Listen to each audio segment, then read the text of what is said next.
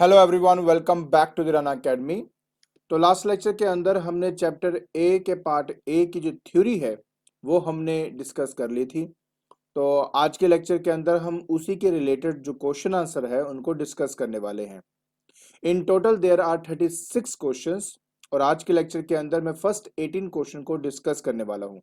तो बिना कोई टाइम वेस्ट किए चलिए शुरू करते हैं। तो सबसे पहला क्वेश्चन ये है कि व्हाट कॉजेज साउंड। तो देखिए, जहां तक हमने थ्योरी में ये सब डिस्कस किया था कि एक वाइब्रेटिंग बॉडी ही एक्चुअली में साउंड प्रोड्यूस कर सकती है और वही इसका आंसर बन जाता है कि sound is caused due to vibrations of a body. एक बॉडी को आप फोर्स प्रोवाइड करते हो, फोर्स से अच्छा कहूंगा एनर्जी प्रोवाइड करते हो, जिसकी वजह से वो अपने ही मेन पोजीशन पे वाइब्रेट करता है। उसी वाइब्रेशन की वजह से हमें जो साउंड है वो सुनाई देती है एंड वो एक्चुअली हमारे पास आती है with the help of a medium in between the vibrating body and our ears. तो vibration is the main thing जो बेसिकली जो साउंड को जो है प्रोड्यूस करता है आपका। फिर आता है कि व्हाट इज साउंड। तो मैंने जैसे कहा कि sound is a form of energy that produces the sensation of hearing in our ears and sound is produced by a vibrating body. तो ये हमने अच्छे से इसके बारे में डिस्कशन करी थी और मैंने आपको अपनी वीडियोस में ये भी बताया था कि कैसे हमें हमारा साउंड जो है वो सुनाई देता है और हम कैसे उस साउंड को इंटरप्रेट करते हैं। तो अगर आपने वो नहीं देखा तो प्लीज मेरी जो वीडियोस हैं इसके ऊपर वो जरूर देखना। फिर हमारे पास आता है, कहता है complete the following sentence. Sound is produced by a vibrating body. तो यहां पे आएगा आपका दैट इज वाइब्रेटिंग बॉडी। तो ये इस क्वेश्चन का आंसर है। फिर हमारे पास आता है describe a simple experiment which demonstrates that the sound produced by a tuning fork is due to vibration of its arms। तो ये बहुत सिंपल सा एक्सपेरिमेंट है। इस एक्सपेरिमेंट के अंदर आपके पास एक ट्यूनिंग फोक है, आप इसको रबर पैड पर मारकर इसको वाइब्रेट करेंगे, फिर एक पेंडुलम के पास इसको ले जाकर जस्ट उसको टच करेंगे। जैसे आप उसको टच करोगे तो क्या होगा, ये जो आपका पेंडुलम है जो बेसिकली टेनिस बॉल से, जो टेबल टेनिस का बॉल होता है ना, उससे बनाया गया है, तो वो एकदम से इससे दूर चला जाएगा। वो दूर इसलिए जा रहा है क्योंकि इसकी वाइब्रेशन की जो एनर्जी है वो उसमें ट्रांसमिट हो गई है, जिसकी वजह से वो दूर चले जाता है। तो यहां से या इस एक्सपेरिमेंट से प्रूव होता है कि जो ट्यूनिंग फोक है वो आपका एक्चुअली में वाइब्रेट कर रहा है। फिर एक और एक्सपेरिमेंट कहते हैं describe in brief with the aid of a label diagram. तो ये आपका लेबल डायग्राम है। An experiment to demonstrate that a material medium is necessary for the propagation of sound. तो इस एक्सपेरिमेंट के अंदर हमारे पास एक बेल जार है, उसके अंदर हमने एक इलेक्ट्रिक बेल लगाई हुई है, उसके साथ अटैच्ड है एक वैक्यूम पंप ताकि मैं अंदर के जो मीडियम है उसको निकाल सकूं, अंदर की जो एयर है उसको मैं निकाल सकूं। सो इनिशियली क्या होता है कि जब हम ये कनेक्शन को कंप्लीट करते हैं, मतलब जब हमने की को लगा दिया, उस केस में करंट फ्लो करता है इस सर्किट के अंदर और ये जो बेल है इसमें से आवाज आनी शुरू हो जाती है। फिर हम पंप को ऑन कर देते हैं, वो अंदर के एयर को निकालना शुरू कर देता है। एक मूवमेंट आता है कि ये वाइब्रेट होता तो हमें दिखाई दे रहा है, लेकिन इसमें से साउंड आनी बंद हो जाती है। इसका मतलब जो अंदर की एयर थी वो एक्ट कर रहा है एज अ मीडियम, जिसकी हेल्प से आपका जो साउंड है वो ट्रेवल कर रहा था।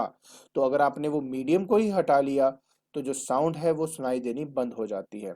सो this is an experiment related to this question. फिर हमारे पास आता है कि there is no atmosphere on moon, can you hear each other on the moon surface. Answer is no. ठीक है, क्योंकि कोई मीडियम नहीं है तो साउंड को प्रोपोगेट होने के लिए मीडियम की रिक्वायरमेंट होती है, इस वजह से हम एक दूसरे को सुन नहीं पाते हैं।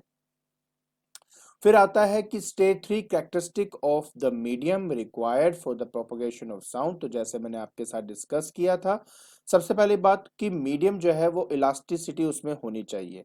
इलास्टिसिटी होता है कि जब हम किसी पार्टिकल को हम एनर्जी देकर हम किसी एक्सट्रीम पोजीशन पे भेजते हैं तो वो यही प्रॉपर्टी है जो उसको वापस अपनी ओरिजिनल पोजीशन पर लेके आता है। उसके बाद हमें चाहिए होता है इनर्शिया। इनर्शिया क्यों? क्योंकि जब एक पार्टिकल वापस अपनी ओरिजिनल पोजीशन पे आया है तो मैं चाहता हूं कि ये फर्दर आगे जाए और फिर इलास्टिसिटी उसको वापस लेके आए, इनर्शिया उसको फिर आगे लेके जाएगा। बेसिकली इनर्शिया ऑफ मोशन यहाँ पे काम आता है। तो इन दोनों की वजह से जो पार्टिकल है वो अपनी मीन पोजीशन पे वाइब्रेट होता है। So that is the two basic requirement. उसके अलावा जो पार्टिकल्स आपके वाइब्रेट कर रहे हो फ्रिक्शन लेस होना चाहिए आपका मीडियम, क्योंकि फ्रिक्शन की वजह से काफी एनर्जी आपकी डिसिपेट हो जाती है। तो that is the three basic requirements, ठीक है, for the medium for propagation of sound. Then the another question is explain with an example the propagation of sound in a medium. And as we know that a sound is a longitudinal wave. A longitudinal wave is that wave in which the particle vibrates in the direction of propagation of wave. और ये example exactly उसी के लिए है। तो हमारे पास क्या है, एक ब्लॉक है, ब्लॉक के ऊपर मेटल की स्ट्रिप है। हमने क्या किया, उसको एक फ्लिक दिया, बेसिकली हमने उसको एक फोर्स प्रोवाइड की या एनर्जी प्रोवाइड करी। उससे क्या होता है कि जो मेटल स्ट्रिप है वो आगे आ जाता है। आगे आने की वजह से ये यहाँ के जितने भी एयर के पार्टिकल्स है उनको वो पुश करता है। पुश करने से एक ऐसा रीजन क्रिएट होता है जहां पर पार्टिकल एक दूसरे के बहुत नजदीक आ जाते हैं। मतलब इस रीजन का जो वॉल्यूम है वो कम है, मतलब प्रेशर क्या है, ज्यादा है, और इवन यहाँ पर डेंसिटी ऑफ एयर जो है वो भी ज्यादा होगी। तो इस रीजन को एज अ कंप्रेशन कहा जाता है। उसके बाद जब ये स्ट्रिप वापस आता है तो जो पार्टिकल को धक्का दिया था कुछ पार्टिकल्स वो अपने साथ पीछे की तरफ ले आता है। एंड जब वो और पीछे जाएगा तो इनके बीच में एक्चुअली गैप्स क्रिएट कर देता है। मतलब एक ऐसा रीजन जहां पर वॉल्यूम ज्यादा है, प्रेशर जो है वो आपका कम है, और इवन डेंसिटी जो है वो भी कम है। ऐसे रीजन को हम रेयरफैक्शन कहते हैं। तो एक कंप्रेशन और रेयरफैक्शन के फॉर्मेशन में आपकी जो साउंड है वो ट्रेवल करती है from one medium to another medium. उसके बाद आता है चूज द करेक्ट वर्ड और words to complete the following sentence. कहता है कि when the sound travels in a medium, the particle of the medium, the source, the disturbance, the medium travel in form of a wave. तो इसका सही answer है आपका the disturbance.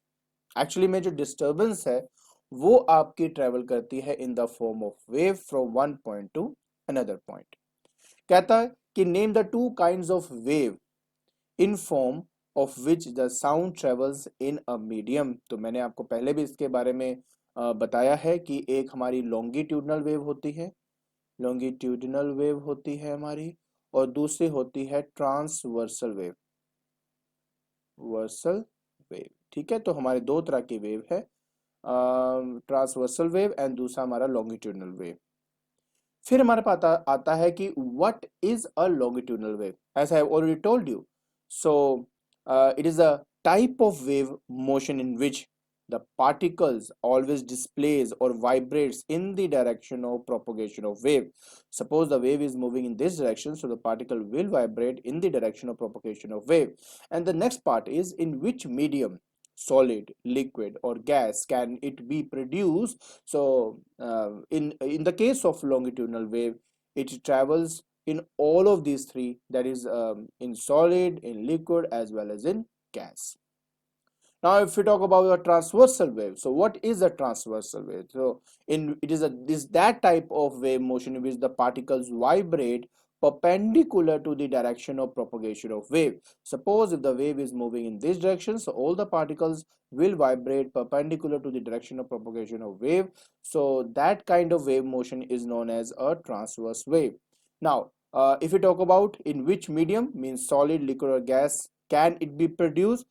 So it will travel through solid, but if in the case of a liquid, it only travels on the surface of the liquid and it will not travel through gas. So please remember this thing. In case of longitudinal wave, it can pass through or it can be produced in all of these three, that is solid, liquid, or gas. But in the case of a transversal wave, it can produce in solids or on the surface of the liquid, but it cannot be produced in gas.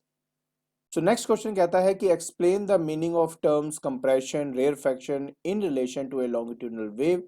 तो जैसे कि मैंने कहा कि about the longitudinal wave, it is a wave in which the particle vibrate in the direction of propagation of wave. और इसी वजह से जब हम बात करते हैं किसी भी लॉन्गिट्यूडनल वेव की, तो वहां पर एक ऐसा रीजन क्रिएट होता है जहां पर पार्टिकल एक दूसरे के बहुत नजदीक होते हैं। एक ऐसा रीजन जिसका वॉल्यूम कम है तो प्रेशर बहुत ज्यादा हो जाता है, डेंसिटी बहुत ज्यादा हो जाती है। एंड उसी के साथ एक ऐसा रीजन भी हमारे पास होता है जहां पे पार्टिकल एक दूसरे से दूर दूर होते हैं। तो इस पर्टिकुलर रीजन का जो वॉल्यूम है ज्यादा है, इसलिए प्रेशर कम है, डेंसिटी कम है आपकी। तो इस रीजन को रेयरफैक्शन कहा जाता है।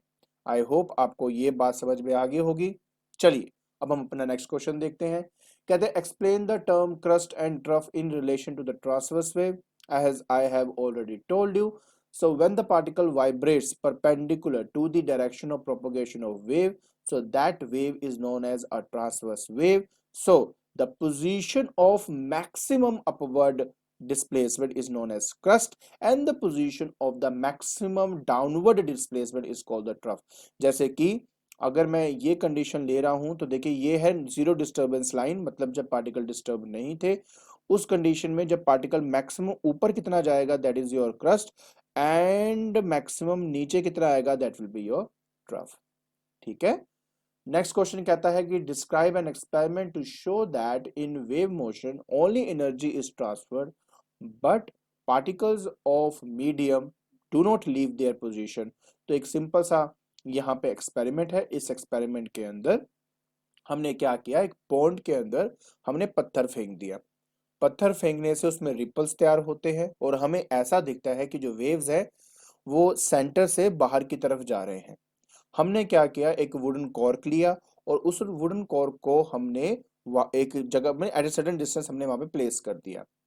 तो अगर आपकी वेव मूव कर रही है तो कॉर्क को भी बाहर की तरफ जाना चाहिए था, बट एक्चुअली में ऐसा नहीं होता है। जो कॉर्क है वो अपनी ही मीन पोजीशन पे अप एंड डाउन वाइब्रेट होना शुरू हो जाता है। एंड यही इसका मतलब यही इस एक्सपेरिमेंट का मेन जो है प्रूफ है कि जो पार्टिकल्स हैं वो कभी भी अपनी पोजीशन को लीव नहीं करते, सिर्फ एनर्जी है जो आपकी ट्रांसफर करती है in the direction of wave motion, right? So next one, कहता define the term amplitude of the wave. So as I have already told you, the particle vibrates about its mean position. So from its mean position, maximum वो कितना displays होते हैं, that is basically your amplitude. हम उसको हम amplitude का नाम दे देते हैं। ठीक है। And about the unit, क्योंकि displacement है तो meter will be its unit. What do you mean by the term frequency of the wave? बहुत सिंपल सी बात, एक सोर्स वेव को प्रोड्यूस करता है। अब वो कितनी नंबर ऑफ वेव्स प्रोड्यूस कर रहा है इन 1 सेकेंड, उसको बेसिकली फ्रीक्वेंसी कहा गया है। जहां तक बात आती है इसके एस आई यूनिट की, तो इसका एस आई यूनिट होता है 1/सेकेंड, है जिसको हम कह देते हैं second inverse. And as well as इसका यूनिट होता है हर्ट्स। ठीक है, दोनों में से आप कोई भी लिख दो वही आपका आंसर है, लेकिन जब हम एस आई यूनिट की बात करते हैं तब हमें हर्ट्स लिखना होता है। ओके, चलिए नेक्स्ट देखते हैं। So how is the frequency of the wave related to its time period? Simple, हमने पढ़ा कि हमारा जो फ्रीक्वेंसी है वो एक्चुअली 1/टाइम पीरियड होता है और इस तरीके से वो आपस में रिलेटेड होते हैं। आई होप आपको ये जो फर्स्ट 18 क्वेश्चंस है वो समझ में आ गए होंगे। ठीक है, तो आज के लेक्चर के अंदर हमने एक्सरसाइज 8A के जो फर्स्ट 18 क्वेश्चंस थे उनको हमने डिस्कस कर लिया है। आई होप आपको ये क्वेश्चंस और उनके आंसर समझ में आ गए होंगे। अगर आपको मेरी वीडियो पसंद आ रही है तो please like it, share it and subscribe it. आज के लिए बस इतना ही। Thank you so much.